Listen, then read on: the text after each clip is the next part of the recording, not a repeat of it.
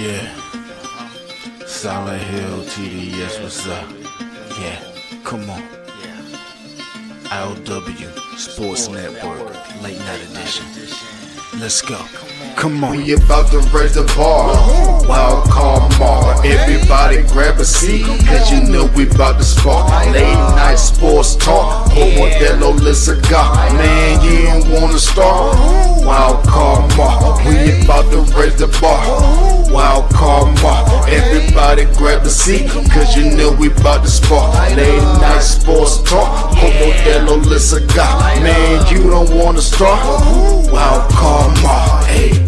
L Boogie with the hot flame, ashtray full of top names, little tree for your membrane. This the 9-hour time frame. I just snatched up a 6-pack, got my hands on a lid pack, whipping up a little batch of snacks. Yeah, man, I think I'm all set. Late night, can't sleep. Go ahead and just tap in. Better grab you a cold one, and we about to get some laps in. Wild card on the microphone, he'll hit you with a couple flurries. Y'all need to just strap in for some entertainment sports commentary. About to raise the bar, wild card bar. Everybody grab a seat, cause you know we about to spark. Late night sports talk, Modelo Le Cigar. Man, you don't wanna start. Wild card bar, we about to raise the bar. Wild card bar. Knicks in 5. Knicks in 5. Knicks in 5. Woo! Hey, what it do? What it do? Your man Wild Card Mar back in the building. We are here. It's episode 447, and as you know, it is Tuesday. I know we missed last Tuesday. It's not Randy's fault. It's all my fault. All right, it's all my fault. I'll take all the heat. I fucked up. I was asleep. I was slumped. I missed a good ass night of Tuesday night basketball last Tuesday. I was not going to miss anything else, and I damn sure was not going to miss the opportunity to let my brother talk his shit about his Knicks. Knicks in 5. Knicks in 5. Hey, how you doing, bro? First of all, how you doing, man? I'm doing great. I'm glowing. I'm doing fantastic. The sun is always bright. It's always a cool 67 degrees. Everything. It's a beautiful world because the Knicks are going to the Eastern Conference Finals. Man, it's a beautiful thing. It's a beautiful thing. Not since 2000. Yeah. And that was the strike shortened season, if I remember. Also the Spurs, if I remember correct. Yeah, in the finals that year. So, but let's talk about it, dog. Let's. How you really feeling? Because obviously the series is not over. Technically, it's not over. Look, technically. It's not over. Figuratively and spiritually, I think it's over. Literally, but I know they still got to close out one more game. Just especially who the opponent is, I think matters in this situation too. I think it matters in this. But kind of give me your synopsis on just this series, because here's the thing, Randy. People are going to focus on the Celtics. And they're going, oh, they're not healthy. They're banged up. This and that. Celtics this, Celtics that. I'm going to say this, and then I definitely want you to follow up with this, bro. So I talked about this last night, and I was looking at all the games. And one thing that I don't want Celtics fans to do, I damn sure I'm not going to allow you to sit there and say that this series is over is because Jason Tatum's injury. I won't allow you to do that. Because first of all, he got hurt in the fourth quarter after you've already blown the third double-digit lead. All right? And it was 3 minutes left. All right? And you were down 111-104. So I can't let no Boston Celtics fans slide with that shit. Absolutely not. Not allowing it. All right. So cut the bullshit. All right? Not letting that fly. All right. So, and then as much as they want to make it a hard deal about the Celtics, jacking up all these threes, which is bad basketball. It is. It's piss poor basketball. Is bad in the sense of you weren't making them, but you keep shooting them. My thing is, you gave up 3 games. That's you. That's you. But at the same time, and this is where I want you to come in. Yeah. I need you to talk about how people need to really be giving the Knicks more credit in the fact that they're up 3-1 and not down, possibly 1-3. 100%. So let me start by saying I know exactly why this narrative exists. It's because the media hates the Knicks, and the media has always hated the Knicks. The media has not given credit to the Knicks for a very long time, even in our best years, even since the Brunson era, where we have been a much better team. They still don't give the Knicks credit. Yeah. So first with injuries, and I do want to talk about injuries in the other Eastern matchup as well, because that matters too. the narrative in both of these cases is very slanted.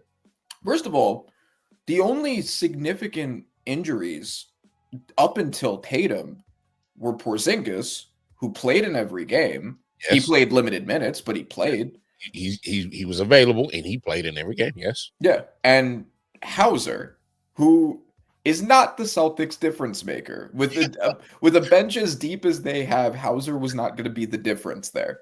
Yeah.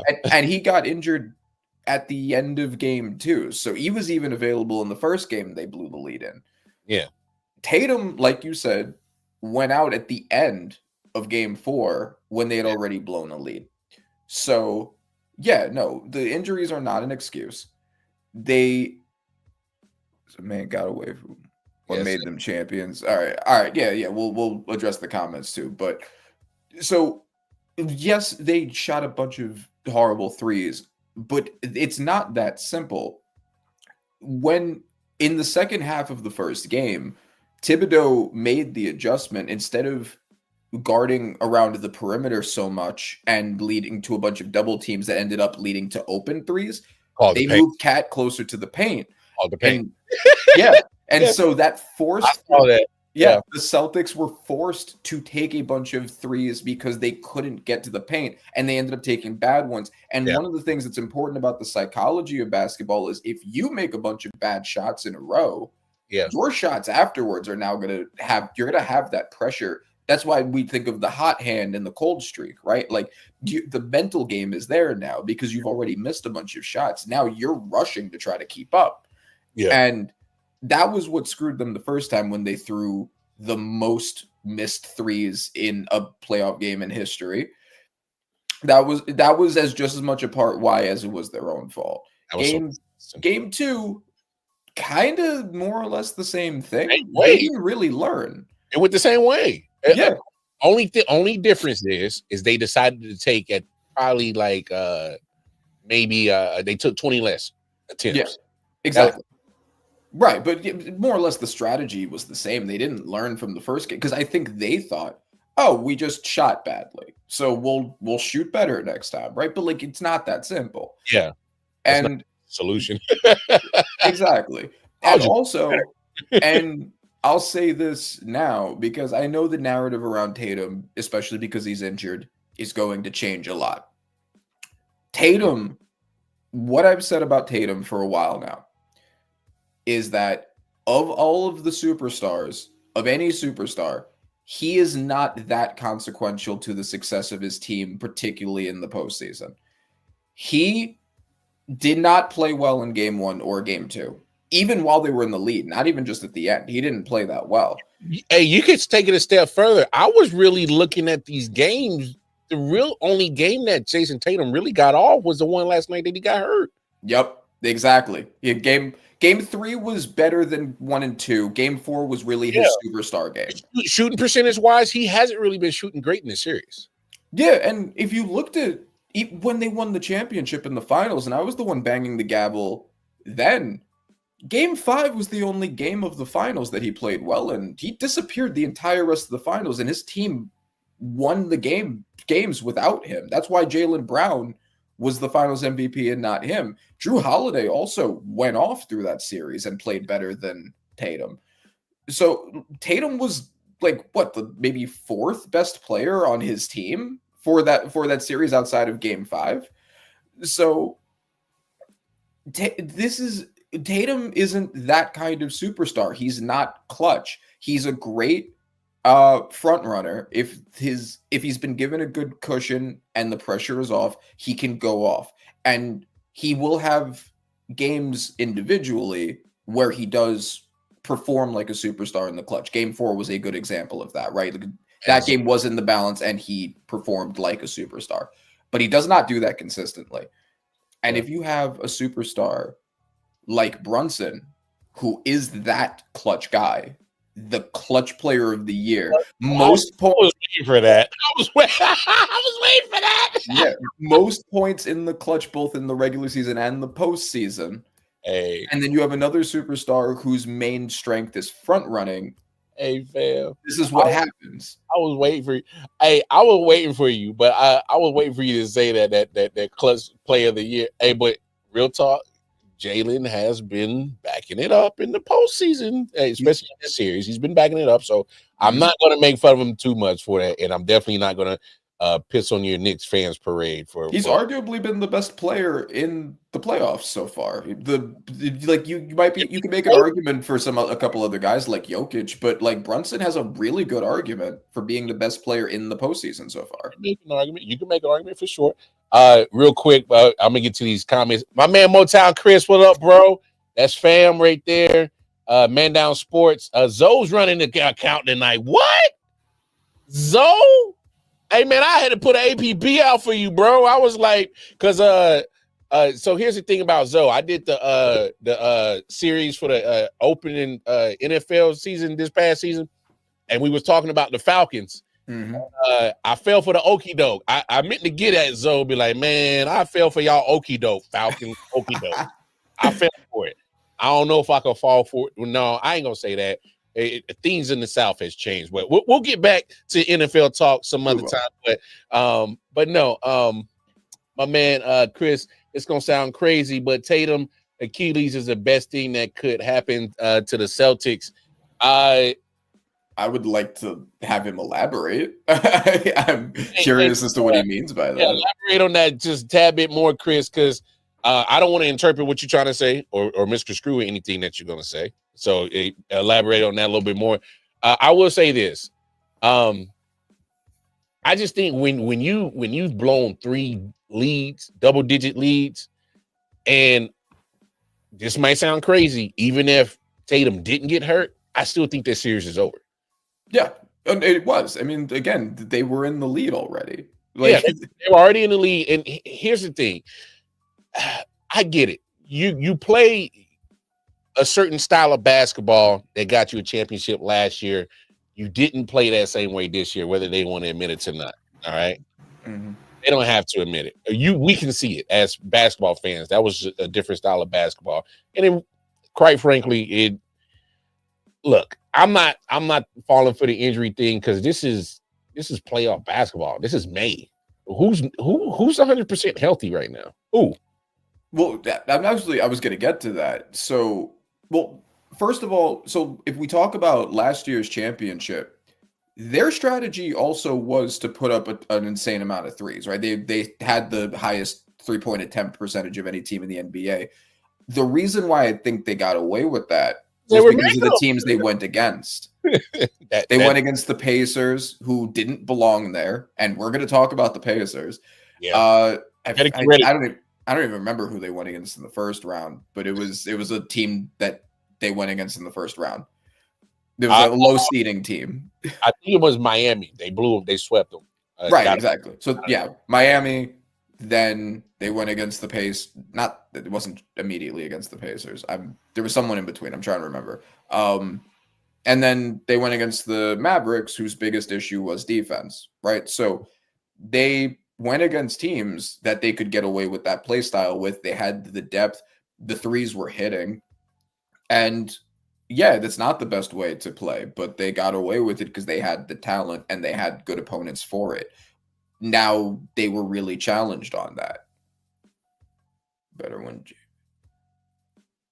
He's pretty much saying that with Tatum going down, it lets Jaylen Brown kind of just be the lead and just run the offense through him. Well, yeah, and I agree with that because Brown generally, I think, has been the better of the two when it comes to in the clutch performance. Ah, Although he was really bad in game 4. okay, so I think that's the genesis of the actual conversation. Where exactly do people prioritize the actual hierarchy in Boston? I think people need to actually have that conversation first before they can understand how the rest of this team is going to function past this collapse. Because it was cool when you got the championship, and yes, that puts a lot of things under the rug. You can sweep under the rug because you got a championship. Or when you follow back and look at their performance just in this series particular, and you're like, damn, that's our defending champs. Yeah. Yeah, we got to have a conversation on how are we going to run our offense from the future, because you need to. For me, I think they need to find an actual true identity of their actual offense. Yes, and it can't just be shot chucking. It can't just be 3-pointers. So, and Jaylen Brown is a good paint player, right? Like he's somebody who can get in the paint really well. If you wanted to mix more of that in there, it would make more sense to use him than Tatum for that. Yeah. The crazy is, I'm sorry. Go ahead, Ray. So I also want to talk about, since I just brought up the Pacers. Now, what do you think of the whole narrative going on with the with Halliburton right now, with the overrated survey and everything that's gone on in that series? Because I have some thoughts. Hey, people can say whatever the hell they want, man. You know what's great about what we do, Randy? God gave me 2 eyes, and I can see what I've been seeing. And is Tyrese Halliburton the best player in the league right now? No, I don't think you're gonna find anybody to say that.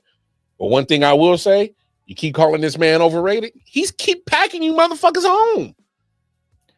So let's talk about that. Okay. I mean, he just sent the squad home, man. They was talking real reckless. He did, yes. And I'll put everything in context. So let's look at the past 2 years of the Pacers in the playoffs. This current Halliburton core. Yes, with him and Siakam and a couple other players. Yeah, I got you. Okay, so first series they beat the Bucks. Guess who wasn't playing for the Bucks? Both Giannis and Dame Lillard were out for the Bucks, and they beat them last year. Yeah, Yeah. Next, my Knicks with Dante DiVincenzo out, Julius Randle out, Mitchell Robinson out, Brunson playing through an injury, Bojan Bogdanovic out. OG Anunoby out as well. Yeah, y'all had injuries last year. By the time they got to y'all, yeah, crazy injuries. We were just finding people to put in the starting rotation because of how many injuries. Jaylen had the hand injury in that series. Yeah, he was playing through the hand injury. The only starter, Hart wasn't even elevated to being like a main starter yet, and he was the only one that was healthy. And the Knicks still took them to a game 7 with that many injuries, but they got past the Knicks. They go to the Celtics, the first healthy team, and they get swept. This year, they beat the Bucks. Bucks also have a bunch of injuries, including Dame Lillard again. Then they beat the Cavaliers. First, game 1, Darius Garland was out. Game 2, Darius Garland, Defensive Player of the Year Evan Mobley, and Hunter were all out. Game 3, they come back, they destroy the Pacers. Now, I have to give, in my narrative right here, I have to give the Pacers credit. Because game 4 and 5 don't have that excuse. Yeah. Everyone was healthy. Yeah. So I got to give them credit for that. We could talk about maybe the mental effect of already being down 1-2. Yeah. That was present in those games. The effects of the injuries that the players came back from. But I think that people are taking the credit that they should be giving to the Knicks and instead they're giving it to Halliburton. And I think that a lot of what has been happening with him has in fact reinforced a lot of those concerns of, okay, but can you beat a really good team where everyone is healthy? Now, maybe game 4 and 5 are the answer to that question. Yeah. We'll see what happens when we meet them in the Eastern Conference Finals. But I don't think they've proven as much as everybody thinks that they've proven, because there are reasons why they beat pretty much everybody that they've beaten in the playoffs. And the one time they faced a fully healthy team, a fully healthy good team, they got swept. Hmm. So what do you think of all of that? No, at the end of the day, you know, they're gonna say whatever about Halliburton being overrated or whatnot. All I know is that there's going to have to be a point in time where Tyrese Halliburton is going to have to get past the Knicks. I think he has to. Mm-hmm. He has to. But here's especially this last series with Indiana closing it out tonight. And here's what I'll say about this. I got from Tyrese Halliburton the expectations that I had of Spider. And what I mean by that is, yeah, Spider had that great game. Was it game 4? Where he threw up 40 points and they still lost? Yeah, game 3, he balled out, but they still lost. So his 48 points didn't mean nothing. And I don't mean it like that. What I'm saying is that it didn't lead to a winning effort. So he done all he could. He needed some help, all right, in that game. But what I'm saying is, and in this game also, he put up 35 points and they still lost. Yeah, I mean, and that was on a bum ankle. And so my main point is that the expectations that I have of Spider Mitchell, I was getting from Halliburton. I was expecting Spider to be the guy to close out these games and have his team in position to win. Look, maybe my expectations were a bit too high. I don't think they were. You're the number 1 seed. Mm-hmm. I'm sorry. No, fuck that. I'm not sorry.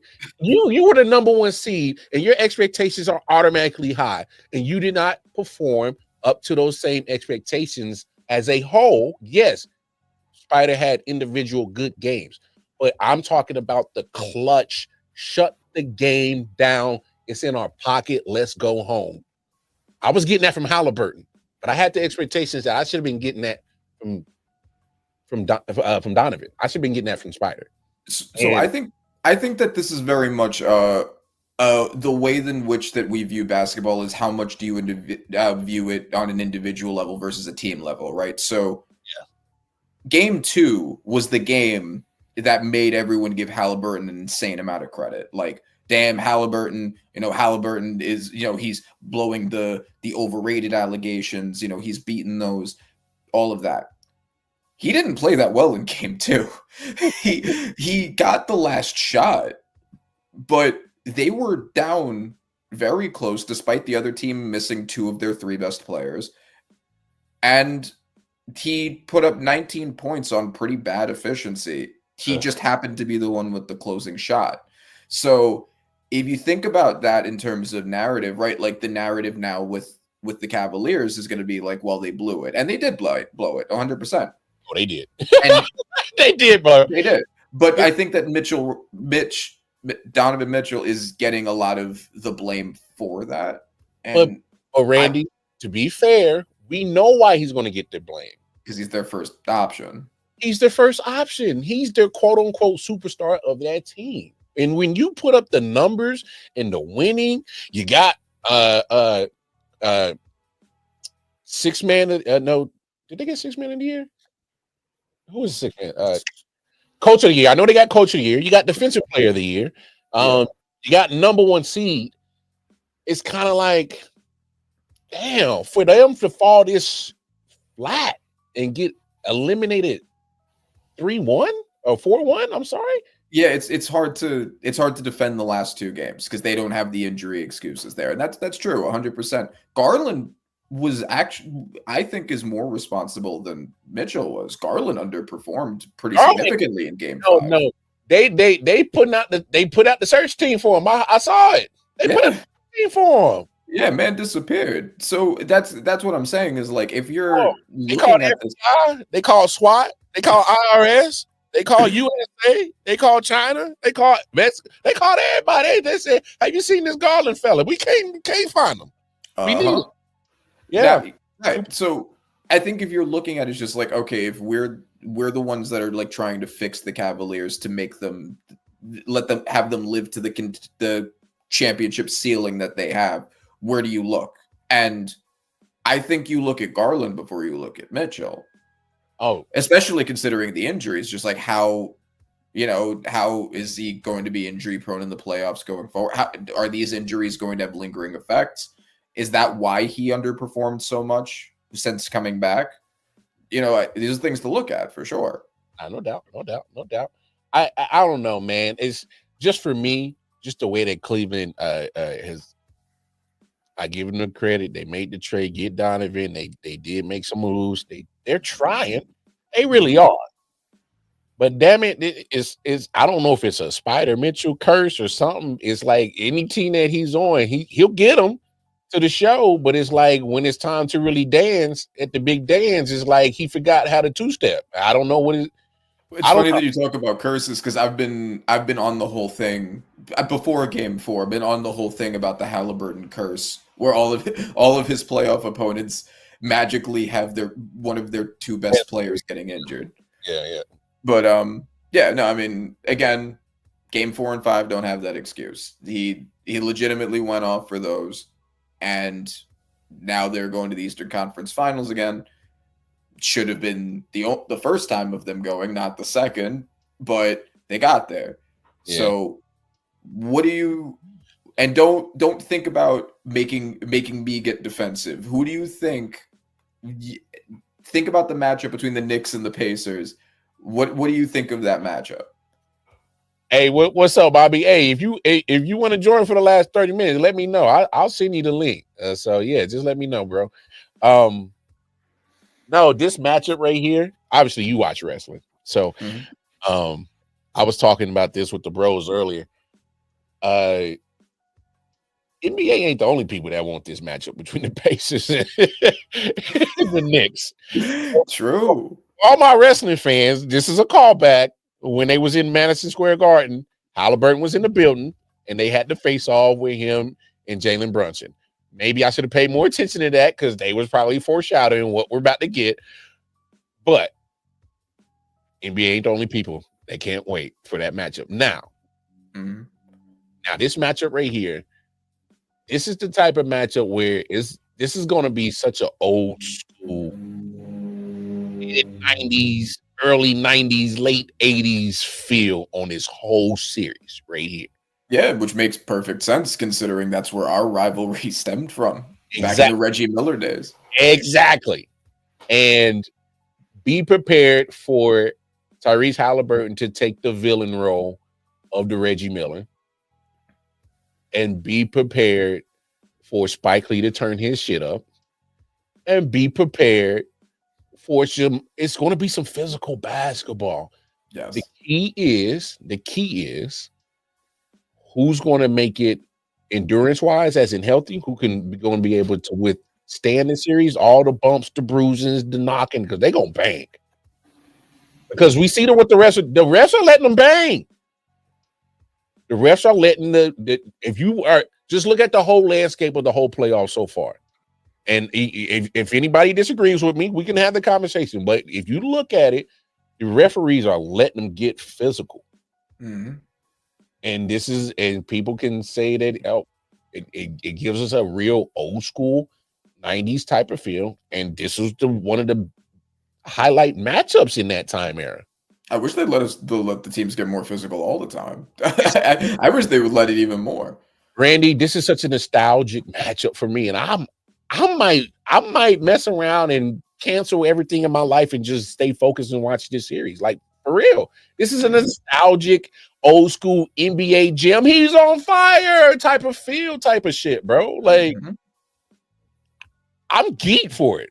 Yeah. I'm waiting for y'all to stop bullshit. Look, I'm gonna tell you this now, and I'm gonna knock on the wood. If y'all fuck around and let this series keep bullshit and linger on and don't give me what the hell I want, man, we gonna have some conversations with the Knicks. Trust me, if we can't close out the Celtics with Tatum out, then I'm gonna storm to Madison Square Garden myself and talk to Tom directly. Well, we gotta have some conversations if y'all don't finish this shit out tomorrow. All right, just hey, finish it. Don't play around. Don't fuck around. End it. But I will say this about Jason Tatum's injury. It was unfortunate. But boy, they got that boy's surgery in and out quick. Oh, they weren't fucking around, were they? Oh, they weren't fucking. They said that I knew they had the MRI done last night. I just had a gut feeling because the way that he went down, they was like, just for shits and giggles, let's just go ahead and get it done now. And then they was like, it probably took a couple of hours for them to wait, let the swelling go down. They probably did the MRI. And while we were asleep, I had a gut feeling. I said, these motherfuckers going to have an actual diagnosis before we even wake up for the crows come. Mid-afternoon, breaking news, a successful surgery. Oh, shit. God damn. You think they're going to try to force him back onto the court? The NBA is pretty cutthroat when it comes to their money. They might try to be like, hey, so like, you're going to get back out there, right? Bro, they wasted no time to get Tatum in that surgery room. They said, "Oh, violate some HIPAA laws." There's no way they did rushing that shit that quick. There's no way they gave that the whole secondary like extra look and all that. I don't think they cared. Yeah, just like bro, just go out there. Bro, they saw the initial look and said, "Yeah, let's go ahead and get this done over." But hey, I'm not mad at them. Hey, because you look at the timetable, you at least talking about at least 9 months to a year. He's gonna, did you ever watch that South Park episode where Kyle tries to be black and a basketball player, and he makes a jump and his knees both explode on impact and he just falls over? That if they didn't do it right and Tatum ends up going back on that floor, maybe we'll see some Achilles popping in the wrong direction. Wrong, bad jump. That's wrong. Yeah. I'm gonna bring my man Bobby in here in just a second because he's a Cavs fan. I definitely want to get his take on the elimination of his squad. I'm gonna send him the link real quick to get him tapped in. But yeah, man. Overall, kind of give me, outside your Knicks, kind of give me like the synopsis on how you liking the playoffs so far. Any team that's shocked you so far that we're now in this, we're literally so close to the conference finals. In any team that shouldn't be here, any team that is here that belongs here, kind of give me a quick synopsis. I wouldn't say there's any team that shouldn't be here. I think that the Timberwolves beating the Lakers was well within the realm of expectations. I don't think that they were like necessarily the favorite, but I don't think it was a huge gap. That could have gone either way for me. Warriors, I thought were going to beat the Rockets. I said so when I was here, and they did. I think that one's pretty much over now that Steph is hurt. I mean, playoff Butler could go off, but it's not likely. I think Timberwolves are pretty much guaranteed now. I'm the most surprising thing for me, aside from obviously all like the crazy fourth quarter comebacks in Knicks and Celtics, I didn't expect OKC and the Nuggets to be as this battle to the very last second all the time. Like I thought OKC was a decent. I knew Nuggets are great. I'm not going off on them, but I thought OKC was enough better that it wouldn't have been this close every time. It's going 7. Get prepared, y'all. It's going 7. I'm saying that for sure. Yeah, it's going 7. And not off of. I just think just because these two teams, they just keep going back and forth, like you said, is a never ending like give and take. It's struggle. It's like they go on a run, Denver follows back, and OKC. Because I'm watching the game right now in the background, nobody's really taking full control of this series.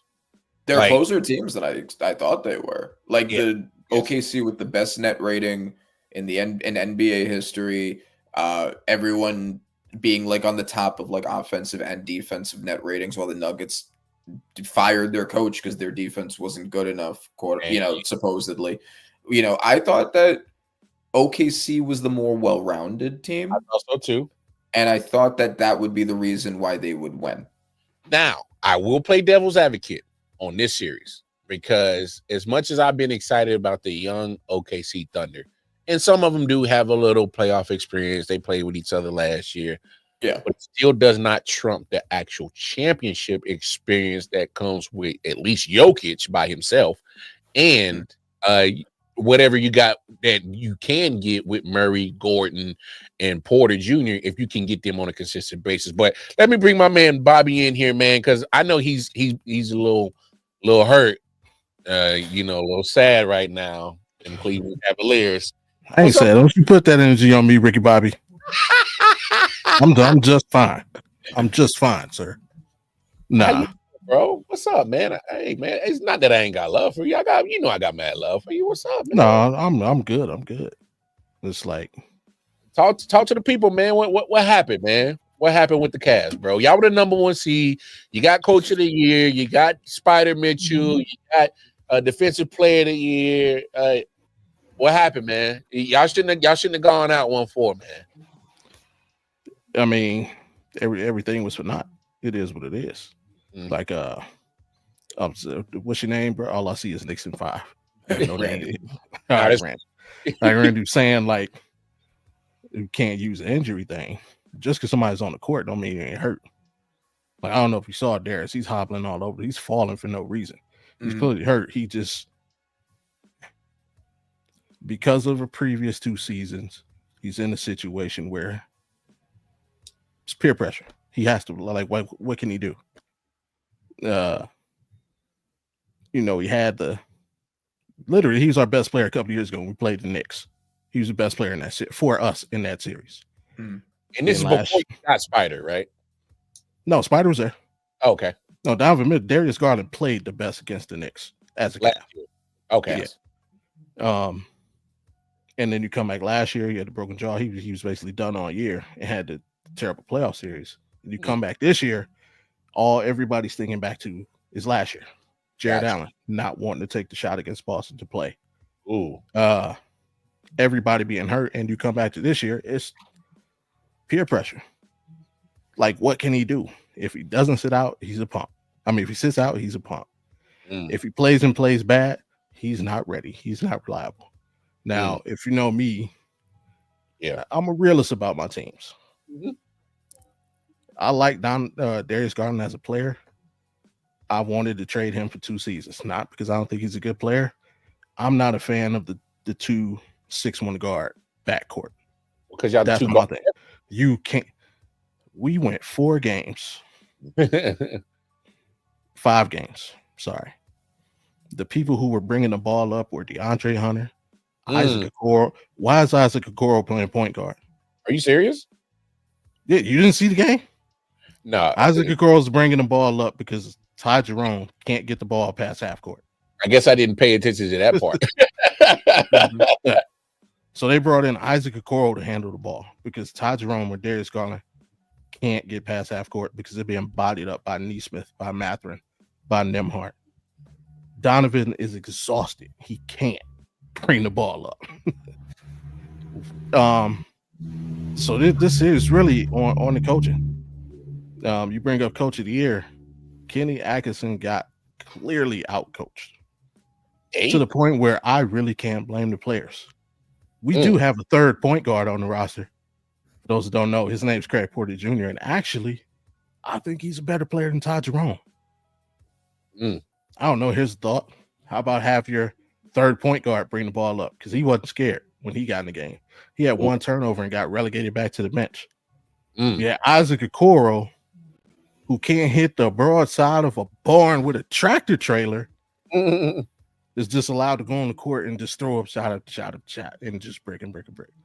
Dean Wade is allowed to go up there and put up shot after shot after shot to keep missing. It's like, you had the limit restriction all season.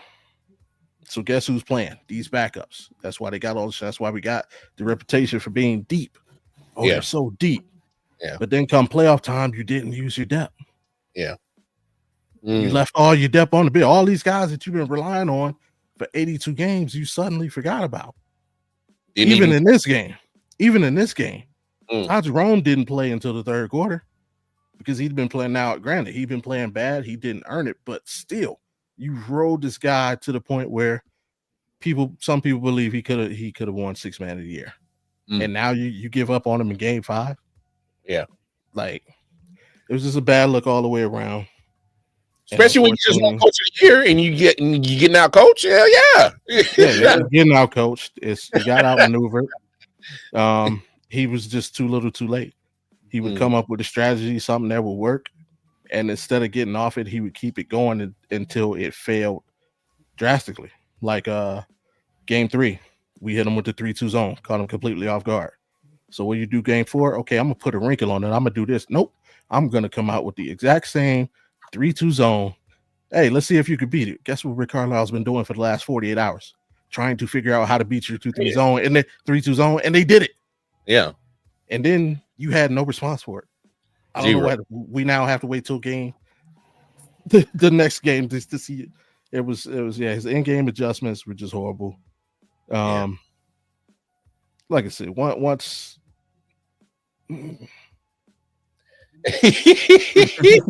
they demoralized themselves because once you found out everybody was hurt going into game 2, it's almost like you can see that game, right? But then they come out and we're up by 20. We're up by 7 with a minute left. Just hang on, and guess what? We steal this game. We get these guys back for game 3. We go into Indiana 1-1 and then win that game. It's a different ball game. Yeah, different series. Right. But you trick that off. You demoralize yourselves. You go in there, you know, it was just, and people forget. People will say, or look at this and say, oh, it's an upset. It's an upset. Indiana's actually the more experienced team. People forget they were in the Eastern Conference Finals last season. Yeah. I did address why they were in the Eastern Conference Finals. I mean, the injuries, you know, whether they got the red carpet or not, they got that. They have the experience of winning in this round. Mm-hmm. They took down the in-season tournament. As irrelevant as people think it is, the experience of winning something, of saying I want to accomplish this and then going to accomplish it, can do wonders for your psyche, especially of athletes. Yeah. So it's like, go ask Markel Fultz how psyche plays with you in sports.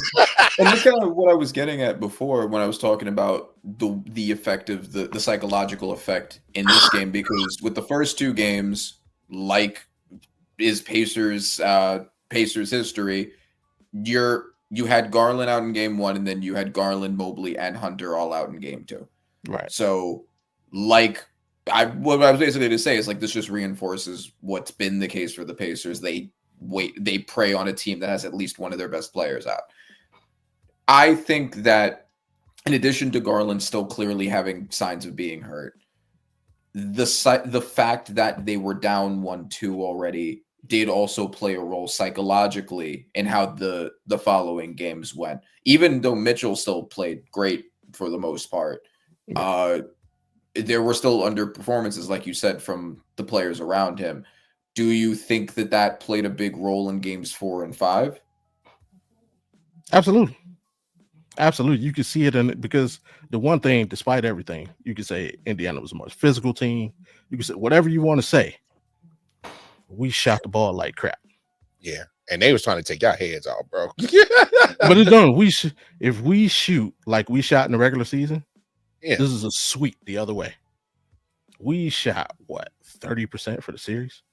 3. Disgusting. After being the best 3-point shooting team in the league, and you can see it. I'm sure we've all hooped. Yeah. When you miss shots, you can tell by 3 things. If it goes long, you're too pumped up, right? You got that adrenaline in you. Mm-hmm. If it's short, being too cautious. You're either tired or you're tight. You're nervous. You got that nervous energy. I need Yeah, to press. that's what I was kind of. Look at all of our shots. Short. Everybody was tight. It's just like I said, psychologically, they're just trying to press so hard. Gotta make this. Everything was short. And nobody at no point could they have that relaxation period. Well, because y'all almost fell into the same trap Boston did when they were blowing their leads. Mm-hmm. Yeah. Look at both series. It's the same. Yes. Look at both series. It's the same. Yes. So, but look, I've still got to give credit to the teams that won the series and are in the lead of the series. Yeah. But I'm glad I got you fellas here because it's a guy named Damian Lillard in Milwaukee. He waited too late to leave his original home in Portland. But I'm a bring it full circle because his teammate now is talking about he wants to have an open dialogue of leaving Milwaukee. And I'm gonna say that, hey, I commend the fella. You won a championship in that small market. I think you done all you can in Milwaukee, bro. You 30. Yeah, you still got money left on that contract. You still got a nice little chunk of change on that play option too. Mm-hmm. But hey, man, if you feel like you've hit the ceiling, it's Milwaukee. You've hit the ceiling, bro. It's okay if you want to move on. But if you feel that you can do opposite of Damian Lillard and actually get people to come to you, then by all means, if you're going to be in agreement with the organization that, hey, maybe we'll go full force recruit, get people to Milwaukee. I don't know how that's possible. It's Milwaukee, but I'll let y'all have. They had a really good roster at one point. That was why they won the title. And good coaching. That's not poo-poo and Budenhauser. All right, that's not poo-poo and Budenhauser. But I'm just saying, like, if you are Giannis, I want you to put your Giannis head on. Randy Weber, what makes the most total sense for you as a 30-year-old, with a lot of money and your prime years still left? Oh, I have an answer. It's the Spurs. I know that the Spurs. The Spurs. That's disgusting. Him and Wemby. Yeah, that's exactly why. Pending. And here's the thing: if you're a player, wait, hold on, time out. Please let that marinate right quick. Let that marinate for a little bit, y'all. That's nasty, dog. So yeah, and I have heard a few different teams be rumored for Giannis to go to, including the Knicks, and I've thought about several different options. Yes. I think if you're a player that wants to do the best you can to be on a team that has the most long-term value, the most value to do the most with, I think being on the team that Wemby's on is it. Wemby is undoubtedly going to be possibly the best player in the NBA within the next couple of years. I don't think there's even a doubt about that. And he's young. He's still on a rookie contract. They just got from the Kings, Fox. Yeah. A really good for a third option, Fox. That's if you get on that team, you are guaranteeing that Fox you're going to have a title window for years, basically until Giannis retires. If he stays there, he's in a title window. Wait, time out. And they'll have the money to pay him too because their best player's still on a rookie deal. Hold on, time out. Imagine a roster with a fucking Giannis Antetokounmpo, Victor Wembanyama, and fucking De'Aaron Fox on your starting five.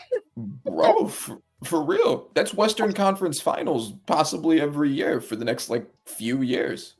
Bro, no, you can literally probably just pay them three and fill the rest of your roster with just vet minimum roster guys and say, hey, you chasing a ring before you get up out of here? Come on down to San Antonio. No, you can't do that. That's That's nasty work, bro. That is nasty work. And it would also be a well-balanced roster. I mean, both Giannis and Wemby are great, both offensive and defensive players. So Hey. you're not losing anything on either side of the ball with those two. And Yo, then you got De'Aaron Fox as a facilitator between the two of them. Your defense will be crazy between them two.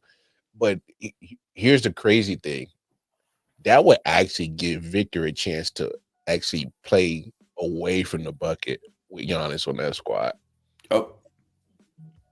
And you kept imagine having to guard both of them to make sure they don't get into the paint.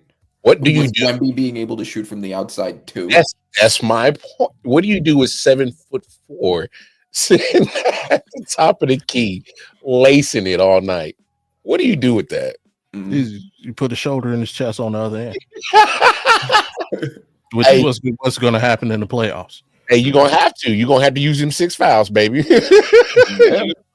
Yeah, but I mean, use them up. I've heard. You know, a lot of people are saying that, but actually, the one I like better is the Knicks. I don't know if you're a Knicks fan, but I like that better. I am a Knicks fan, yes. And, dude, I'm sorry, OG. Thank you for your service.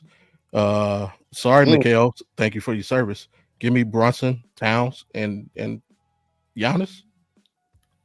The Celtics have to blow up their roster. We see what the Cavs are. We see what the Pacers are. I'm sorry, forget Western Conference Finals. You're in the finals the next 4 to 5 seasons. Ooh, actually, here's why I like that, Bobby. Here's with one team to beat. Here's why I like that. Because then you can actually have Brunson, who's been a true point guard. You got Giannis, who can control the paint, and you can actually let Karl Anthony be away from the basket, which he really wants to do. Come on, pick and roll with Giannis and Brunson with Karl Anthony on the wing. That's kind of nasty, bro. I ain't even gonna lie. All right, so and I'm not a big Cat fan. But that's how about this? That's a how nice about this right inverted. How about a pick and roll with Giannis and Karl Anthony with Brunson in the corner? Mm-hmm. Can I interest you in that? You can 4 to 5 times a game. I'm certainly interested.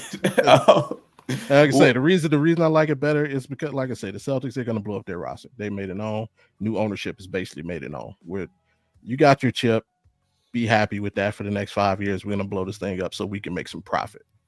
Like I said, we see what the Cavs are, and we're in a position where we can't make a lot of moves. So our roster is basically going to be the same the next 2 seasons at least. You are what you are. Right. We see what the Pacers are. And I mean, who's next? Obviously, if Giannis leaves the Bucks, that's that. We see what the Heat are. Who's the next? Who else is there? It's like Achilles. Is there no one else? Here's the thing. You know what I'm saying? Give Orlando 2 more years. My main concern with the idea of doing that is, and I've been kind of a bit of a skeptic with some of the Knicks trades recently, because our biggest issue so far has been bench depth, right? And a big reason why is because all of the big trades we've had are a couple of players for one player, right?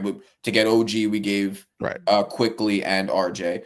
To get Mikal Bridges, we gave like 1 million picks. And then to get Cat, we gave Randall and Dante. My worry is if we were to say, all right, OG and Mikal equals 1 Giannis, now that is even shorter. Injuries become even more of a concern. Giannis is already 30. I do have, I guess, questions of the long-term value in doing that. That might be the thing maybe to push to a chip, but if it doesn't work, then now you've kind of set the team back further. Randy. That's at least minimum 5 years of prime Giannis. Yeah, and the point Mar just brought up. We're talking about all those guys you're trying to get to come to Milwaukee. Oh, they'll come to New York. Yeah, they'll come to New York. You can build that veteran bench, no problem. Ain't no way I gotta think about going to Milwaukee, bro. There's no hesitation going to New York. The only thing that you might hesitate is the taxes. That's about it. But other than that, you look at the market, you get the exposure.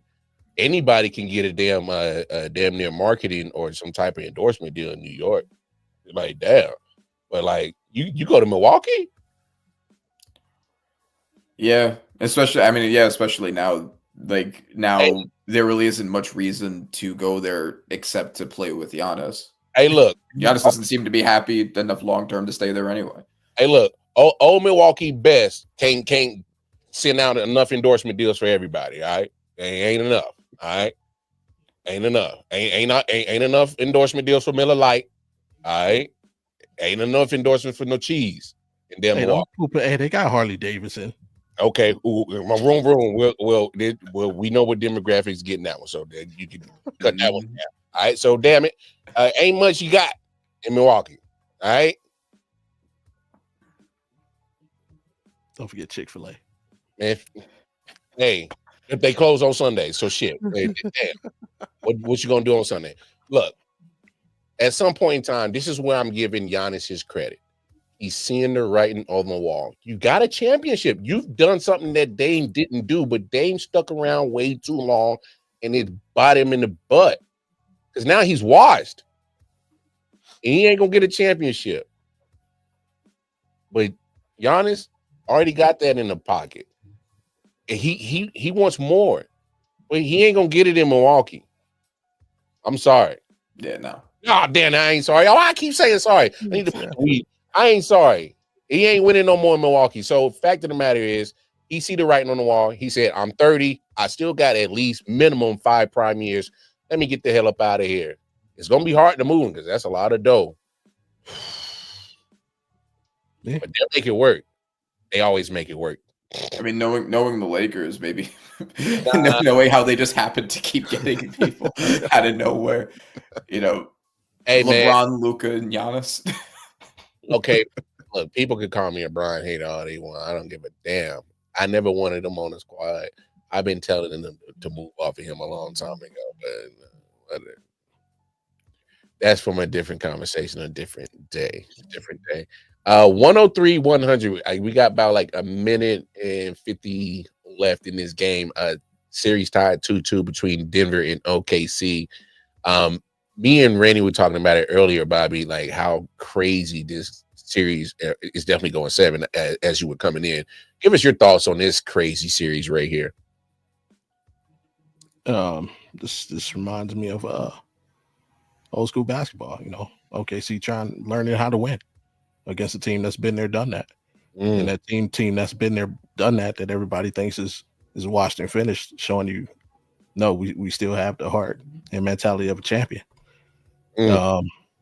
So yeah, I think the winner of the series probably wins the championship. Ooh, at right now as it stands. The only thing I think that's a fair take. I think this is definitely the best grouping of 2 teams for sure. I think the only thing that could get in the way is the continued growth of Anthony Edwards. But yeah, I'm loving this series, man. It's this is what Indiana Cleveland should have been. Yeah. So all right. So here, I want to talk about, because we were just talking about the matchup between Indiana and the New York. So if that's the Eastern Conference Finals, which it will be, knock on wood. You never know. I told you now. I knocked it. You know, but that being said, now that you just saw the Pacers in depth as they beat your team, what do you think of the matchup between Indiana and New York? What are your thoughts on what that's likely to look like? Advantages, disadvantages, all that. Overall, I don't like it for the Knicks, only because of your main concern, depth in New York. The Pacers, they're going to try and turn it into a track meet. And Thibodeau's going to play these guys 45, 46, 47 minutes a game. If it's close at the end, advantage Halliburton, because he's going to be where he wants to be. The the advantage Over the Knicks clutch player of the year? That's heck, crazy. that nonsense, man. Most clutch points in the Oh, play. wow, No, bro. no. He scored the most points in the fourth quarter. He did not score the most points in the clutch. Darius Garland actually scored the most points in the clutch. Okay. Most points in the fourth quarter right. means a lot for it to be close. Yeah, but if the Knicks can ugly it up and kind of play a little bit of old school Knicks basketball, obviously advantage Knicks. Blow it down. Like I said, they're not going to have the same issues that we had in getting the ball up. Brunson being a bigger body, smaller, even though he's a small guard, he's bigger body. He's and he knows how to use it. Shifty too. Yeah, great paint guy for that. Absolutely. I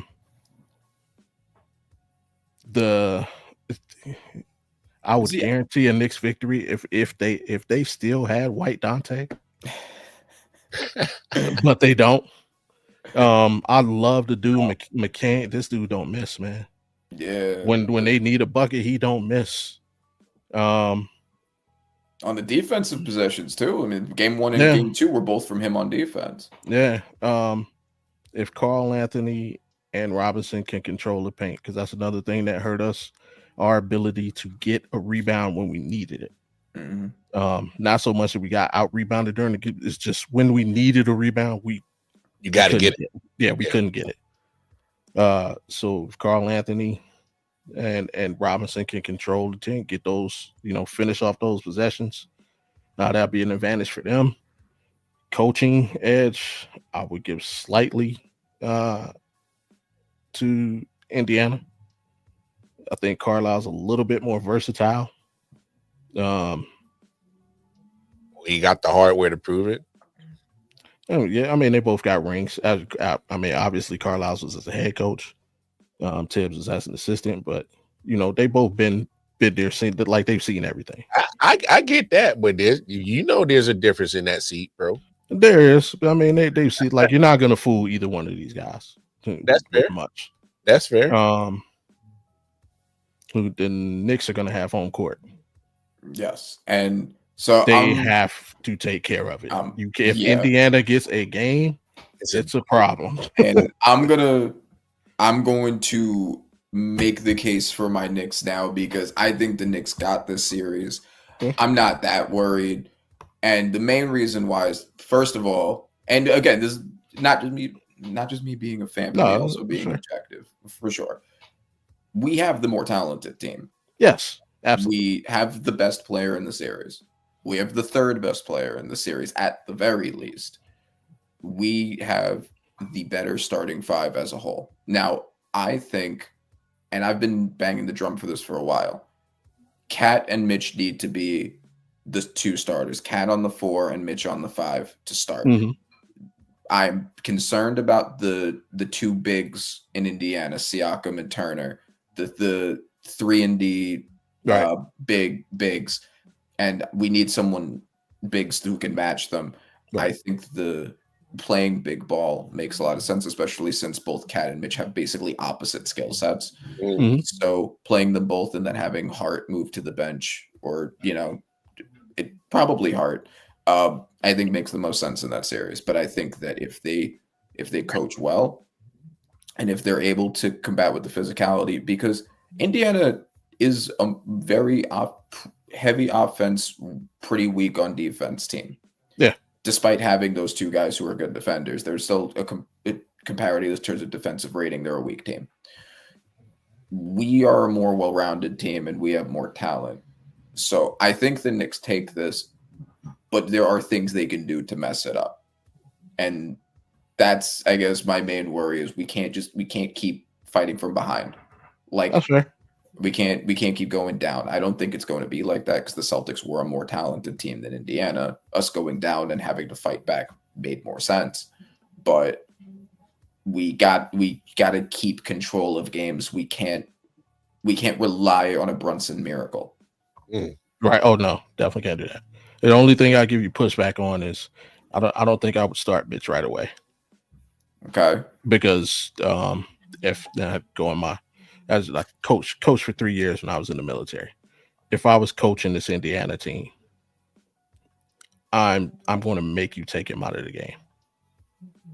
Like I'm going to make him irrelevant. The reason, I'm gonna get the tempo going so much that he. That's what I was about to say. You gonna run track? You like, let's run track. Example. I'm gonna try and make it, because remember, they run 5 out because all 5 players can shoot, not just because they want to run fast. Miles Turner's will hit threes, obviously.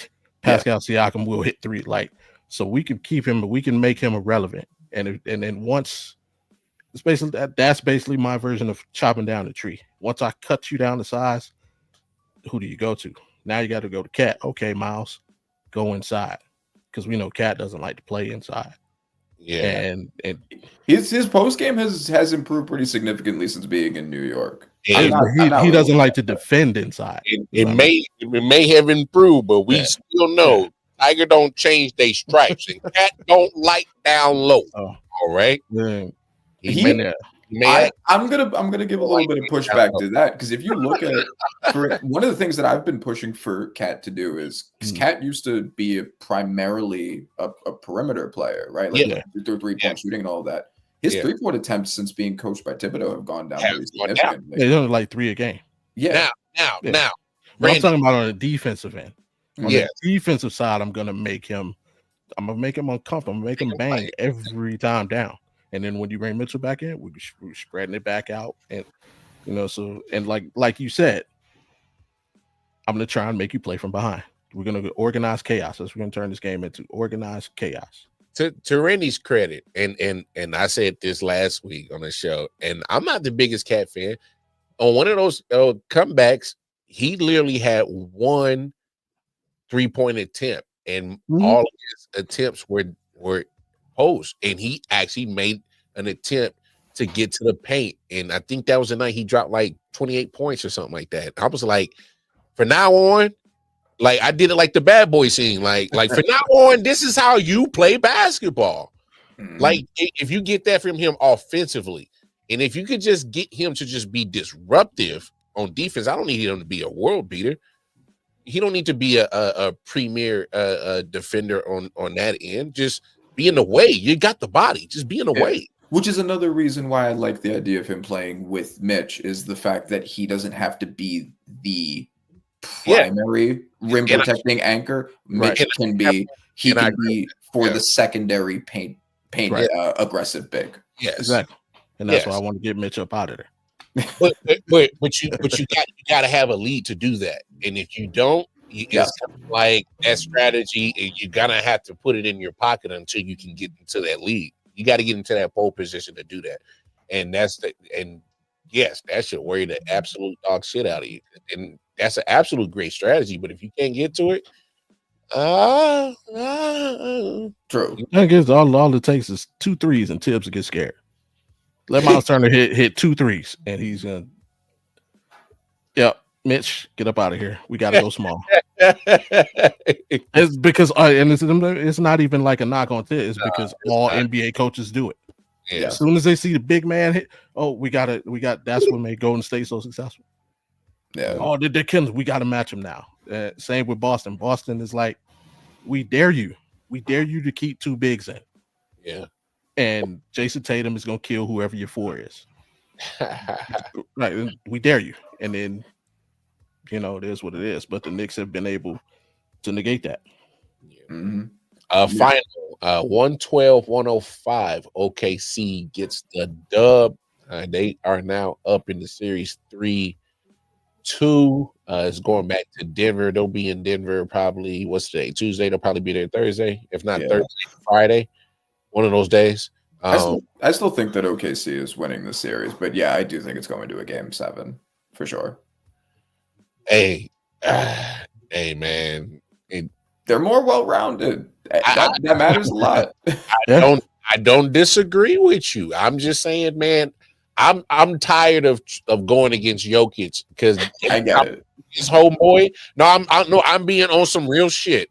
Every time I go against Jokic, the sloth little looking thing make me look crazy, bro. Because I'll be like, damn, like, how does he like? What are you doing? What are you on, bro? Like, what are you doing? I know. Maurice sees yellow and he sees red. But like for real, I am done going against Jokic. So until you chop the head off, I ain't going against it. I'm sorry. I just seen what the. Come on, man. What if Denver picks up the phone and calls Milwaukee? That's a cheat code, bro. Imagine that pick and roll. Jokic passing to Giannis. He would never go to the post ever again because he's like, I had no reason to. I'll just be here. I'm Magic Johnson all night. Here you go, Giannis. Oh, if he still got Russ, hey Russ. I still got Porter Jr. Hey, get your jumper right. Aaron Gordon, man, just chill out over there, man. What? Let's stop, bro. Hand them boys a championship. They fuck around and get Giannis, man. That's a cheat code, bro. That's crazy, dog. Hey, man, we gonna get up out of here. I know we did a little extra time, but that's what happens when you get with good company, good people that know what the hell they talking about. And we had good organic conversation. My man Randy, Panther on Acid, if you need audio needs, all right, on Instagram, holler at my man. We gonna when we blow up, we gonna fund the paralegal side of his adventures. Because I'm still proud of my bro. He passed the bar, bro. Hey, thank you. Man. Appreciate it. Nah, damn that. You didn't do that thing like Frank Abagnale, did you? Nah, I'm a big up bro, dog. Nah, I'm a big up bro, man. Yeah. You give me the horn to big up. Hell yeah. Hell yeah. I'm a big up bro. Damn right. That's motherfucking excellence right there. Passing the motherfucking bar. I'm gonna bring that up every time I talk to you. I don't care. You gonna get sick of me saying that every time. I don't care. I won't get sick of it. Trust me. Good. Cause I ain't gonna get sick of tying. My bro passed a motherfucking bar, bro. Hey. And then, y'all know what it is. You see, on my man Bobby's T-shirt and under his name, I.O.W podcast. That's our joint venture that we got going on. Thursdays, we got it going on about 10 Eastern-ish, because I be on CP time. And then on Friday, we be more structured, but it'd be more crazy and wilder on the content. But that's we might need a good lawyer where we be talking on Friday. Yeah, that's 7 p.m. Eastern Standard Time. But we be on time on Friday because we gotta give y'all the foolishness and get up out of there. So, but yeah, man, hey, appreciate both of y'all brothers, man, for real.